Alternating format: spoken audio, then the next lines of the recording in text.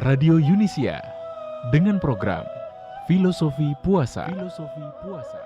Mengungkap makna filosofis tentang puasa bersama Ustadz Dr. Fahrudin Faiz. Bismillahirrahmanirrahim. Alhamdulillahirabbil alamin. Wa bihi nasta'inu ala umurid dunya waddin. Allahumma sholli wa sallim wa barik ala habibina wa syafi'ina sayyidina wa maulana Muhammadin wa ala alihi wa ashabihi wa man tabi'ahum bi ihsanin ila yaumiddin. Amma ba'du, sahabat Yunisia yang berbahagia, kita sudah sampai di babak-babak terakhir puasa kita di tahun ini.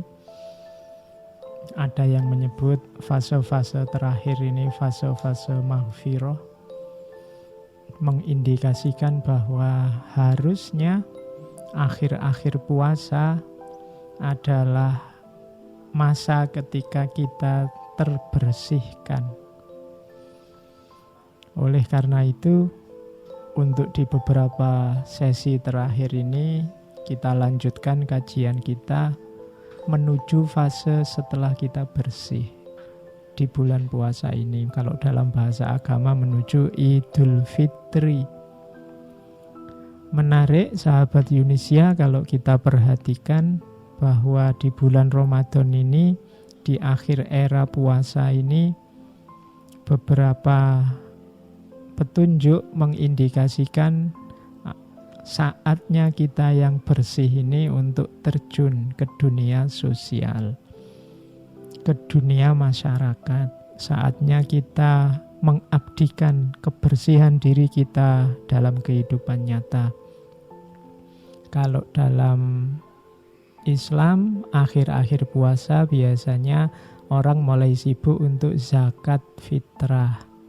Nah, itu ada konotasi menuju ke arah kesolehan sosial. Sahabat Yunisia, saya tidak akan membahas banyak tentang zakat fitrah karena insya Allah sudah banyak ustadz yang membahas itu. Cuma saya ingin mengingatkan, sebelum kita melakukan pengabdian, beribadah sosial, mengabdikan kesucian diri kita untuk kehidupan masyarakat, mari pastikan dulu kita benar-benar sudah jernih. Saya masih ingat dulu sebelum puasa, ada banyak sekali cerita-cerita, banyak sekali peristiwa-peristiwa yang mengindikasikan bahwa di kalangan kita masih banyak fenomena yang menunjukkan tidak bersihnya jiwa. Fenomena dulu sebelum puasa ada kasus terorisme, ada kasus bagaimana orang bertarung di medsos, bagaimana orang saling benci, saling maki di internet, dan lain sejenisnya. Maka harusnya di akhir Ramadan ini diri kita sudah bersih dari hal-hal yang semacam itu. Maki-maki kita di medsos, saling nyindir, saling menyakiti, kalau bahasanya agama, saling hasut, saling mengamati untuk nyari salahnya, saling marah-marahan, saling membelakangi. Semoga di akhir puasa ini sudah mulai bersih. Nabi bersabda, la tahasadu, wala tanajasu, wala tabaghadu, wala tadabaru. Nah, itu kan menurut saya petunjuk yang luar biasa dari Nabi. Ayo kita bersihkan diri, khususnya di akhir-akhir puasa ini. Jangan kita saling hasut. Tidak suka kalau lihat muslim yang lain yang beda kelompok dengan kita senang, atau senang kalau lihat muslim yang lain yang beda kelompok dengan kita susah. Wala tanajasu, jangan saling mencari-cari kesalahan. Wala tadabaru, jangan saling membelakangi. Saling menganggap bahwa aku bukan kamu. kita semua sama, sesama muslim. Maka di akhir-akhir puasa ini kita bersihkan diri kita dari kebencian-kebencian, dari ketidaksukaan. Kita pererat lagi persatuan, kesatuan kita. Paling tidak ingatlah bahwa kita sama-sama muslim. Kalau tidak bisa begitu, ingatlah bahwa kita sama-sama manusia. Sahabat Yunisia, ada baiknya kita cermati bahwa untuk melahirkan atau hal-hal yang memicu lahirnya kebencian itu setidaknya ada beberapa hal. Mari kita cermati ya. Kadang-kadang yang pertama kita benci karena kita berpikir overgeneralisasi. Overgeneralisasi itu hal-hal kecil kita besar-besarkan, kita jadikan kesimpulan untuk hal-hal yang besar. Overgeneralisasi ini sama kayak misalnya orang barat menganggap pokoknya umat Islam itu teroris hanya karena 1-2 orang melakukan teror. Logika overgeneralisasi ini yang kadang-kadang kita pakai untuk menghakimi orang yang berbeda dengan kita. Biasanya diawali dari hasud, kemudian tanajus, saling memata-matai. Kalau ada salahnya kecil satu saja, kita anggap seluruh kelompok, seluruh anggota dari kecil tadi sebagai salah. Ini menurut saya harus kita hati-hati. Jangan overgeneralisasi. Yang kedua, yang sering melahirkan kebencian juga adalah kalau bahasa Inggrisnya read the thought. Kita menyangka bisa membaca pikiran orang lain. Kita menganggap misalnya orang lain pasti sedang merencanakan untuk mencelakakanku. Kita negative thinking. Kita menganggap orang lain pasti sedang menertawakanku. Kita menganggap orang lain pasti juga sedang mencari-cari kesalahanku. Aku kelompok A, dia kelompok B, mesti dia selalu ingin aku salah, selalu ingin melihat aku celaka. Itu kadang-kadang jadi sumber kebencian. Sahabat Yunisia, mari kita biasakan berpikir positif. Yang ketiga, kita sering memahami sesuatu dengan mengedepankan tanggapan emosional. Manusia itu wajar emosinya dipakai untuk menanggapi sesuatu, tapi jangan melupakan akal sehat. Kita boleh suka atau tidak suka dengan sesuatu, tapi tetap dalam porsi dan proporsi yang sesuai. Boleh kita tidak suka sesuatu, boleh kita suka sesuatu, tapi mengekspresikannya harus, kalau umat Islam ya harus Islami. Ada patokan-patokannya, ada cara-caranya. Gimana cara ngajak orang menuju kebaikan, gimana caranya mengingatkan orang, bagaimana caranya berdebat, bagaimana caranya berdiskusi, dan lain sebagainya. Itu yang ketiga. Yang keempat, customization.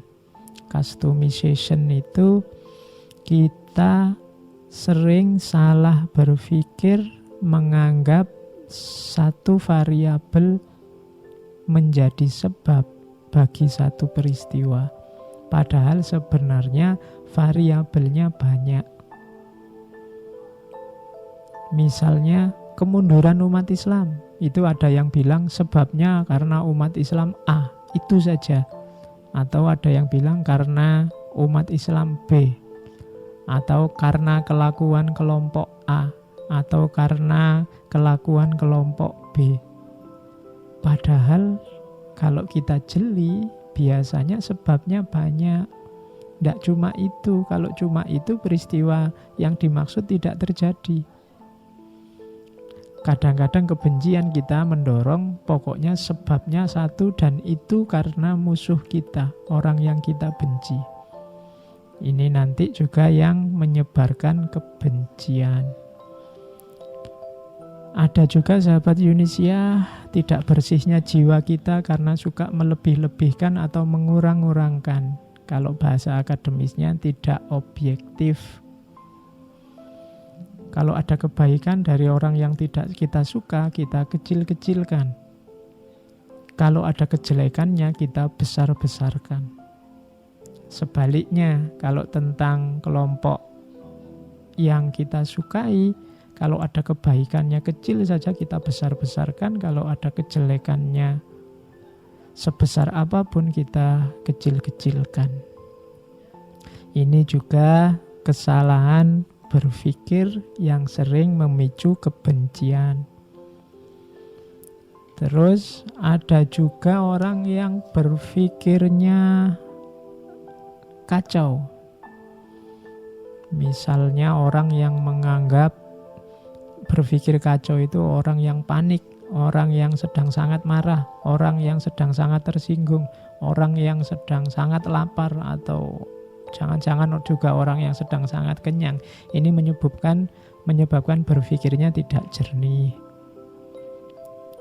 Ada juga sahabat Yunisia yang menyebabkan kebencian adalah kalau dalam ilmu logika namanya cara berpikir milih-milih, cara ada bias sesuai keinginan kita. Misalnya begini, orang sering misalnya cara berpikirnya milih-milih itu, misalnya ada orang yakin bahwa angka 13 itu angka sial. Sehingga dia menghindari semua angka 13. Kalau ditanya, dia menjawab buktinya banyak. Terus dia cari di angka 13 itu yang berhubungan dengan kesialan. Mungkin dia nyari banyaknya bencana di tanggal 13. Padahal mungkin bencana itu bisa terjadi tanggal 14, tanggal 15, tapi dia hanya milih yang tanggal 13 saja. Yang di luar tanggal itu tidak dilihat. Nah, ini kalau dalam logika namanya bias milih-milih, atau bahasa logikanya confirmation bias. Hanya mengkonfirmasi yang cocok dengan pandangannya. Kalau sudah tidak suka dengan kelompok A, yang dilihat hanya yang menunjukkan bahwa kelompok itu memang layak tidak sukai. Itu namanya confirmation bias. Dulu zaman saya waktu kecil ada pandangan barang siapa nabrak kucing, maka dia akan celaka. Biasanya setelah punya pandangan ini orang menggunakan confirmation bias. Mungkin di minggu pertama, minggu kedua, atau bahkan bulan pertama, bulan kedua, atau tahun pertama, tahun kedua dia tidak celaka habis nabrak kucing. Tapi di tahun ketiga kok dia celaka, orang terus nyambungkannya sama, oh dulu pernah nabrak kucing. Padahal sudah 3 tahun yang lalu, tapi masih disambungkan ke sana. Kenapa? Confirmation bias. Orang hanya mencari argumen yang mengkonfirmasi kebenaran pandangannya. Ini juga sering membuat orang membenci, dan kebenciannya jadi tambah dalam. Oleh karena itu, sahabat Yunisia, kita sempurnakan ibadah puasa kita dengan melenyapkan, menyingkirkan semua jenis kebencian-kebencian. Sehingga nanti kita benar-benar Idul Fitri, kembali kepada fitrah, kembali kepada kesucian. Ya, ada baiknya kita ingat sebuah kalimat dari tokoh besar perdamaian dunia namanya Mahatma Gandhi.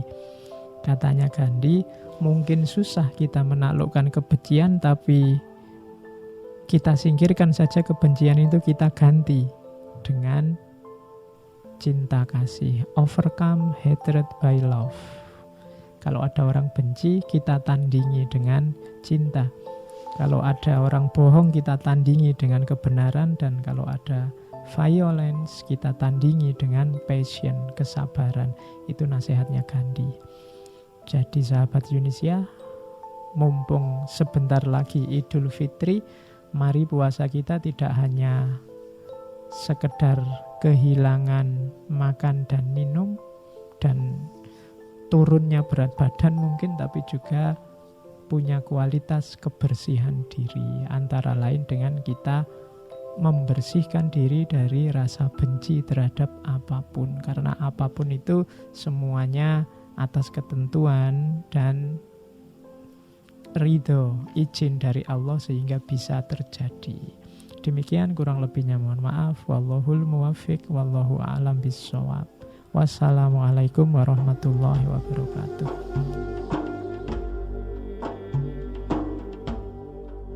Demikian program Filosofi Puasa bersama Ustadz Dr. Fahrudin Faiz. Semoga puasa kita di Ramadan ini semakin bermakna.